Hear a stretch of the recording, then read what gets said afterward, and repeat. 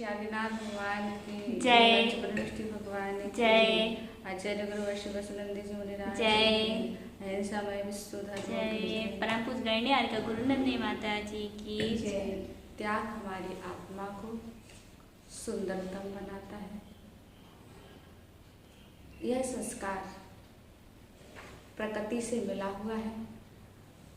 वृक्षों में पत्ते आते हैं और गिर जाते हैं, फल आते हैं, टूट जाते हैं। हम श्वास लेते हैं तो छोड़ते भी हैं। नियम है, रात आती है तो दिन भी आता है।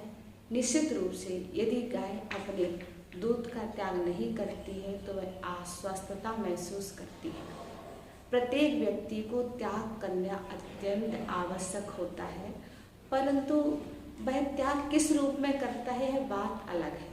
यदि वह सच्चे मायने में त्याग कर ले तो मुझे लगता है उसको मोक्ष का मार्ग मिल जाएगा। यद्यपि व्यक्ति त्याग तो करता है, त्याग करने के उसके तरीके अलग हैं, जैसे भिक्षा, भेंट, कर्म, दान और त्याग। भिक्षा त्याग नहीं है। जैसे आपने देखा हो कोई भिखारी दरवाजे पर आता है तो इसमें भाव ये छिपा होता है कि हमें देना पड़ रहा है, आ गया तो ले जाए पर कल वापस ना आए। और ये भिक्षा होती है। और भेंट में हमेशा क्या होता है, जब हम किसी मिनिस्टर को या किसी व्यक्ति को भेंट देते हैं तो उसमें स्वार्थ होता है कि हम इतना देंगे तो भी इतना मिल जाएगा। इस रूप में हम भेंट करते हैं। और कर तो आप सभी जानते हैं, कर आज की दुनिया में कोई भरना नहीं चाहता है, भरना पड़ता है। जबकि दान के साथ ये तीनों कंडीशन नहीं है। भिक्षा में क्या था? अवज्ञा थी, अनादर था। भेंट में क्या था? स्वार्थपरता थी। और कर में मजबूरी थी। पर दान के साथ एक परिस्थिति नहीं है।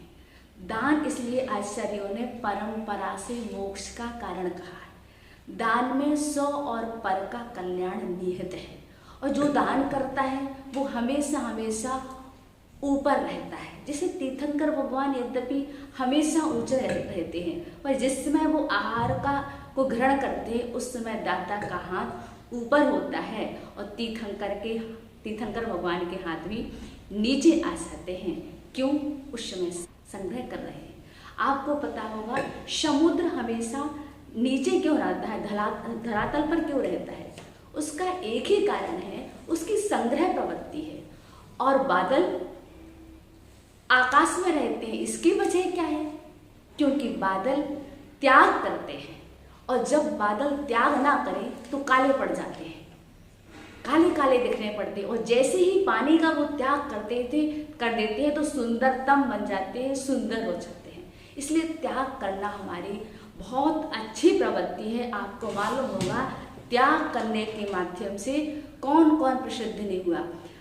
आहार दान में श्रीशैण राजा प्रसिद्ध हुआ, जो कि कालांतर में उसने श्रीशैण की पर्याय में आहार दान दिया था। कालांतर में 16वें तीर्थंकर शांतिनाथ भगवान हुए।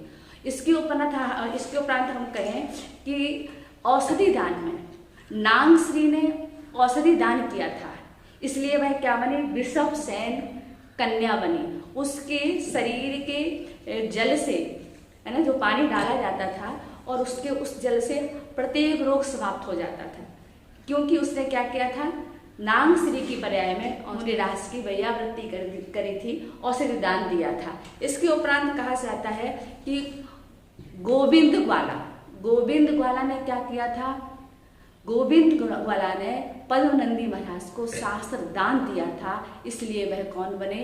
आचार्य कुंद स्वामी बने। और वह सूकर को सभी जानते हैं, सूकर ने मात्र वसति का दान दी थी।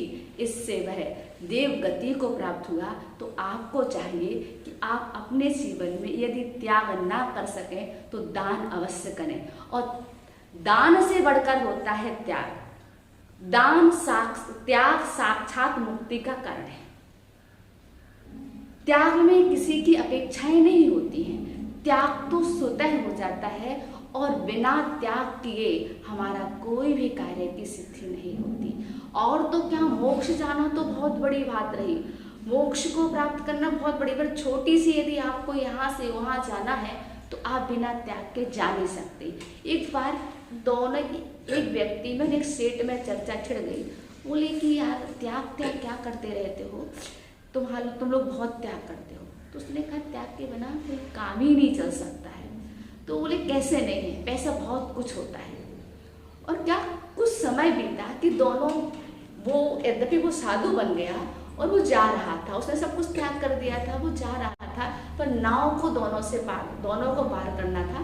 तो वो दोनों नाव में बैठ गए। तो उसने कहा पैसे दो, तो उसके पैसे तुम्हारे पास है नहीं। उसने कहा साधु महाराज आप उतरो ना, पैसे मेरे पास है, मैं तुम्हें पार करवा दूंगा।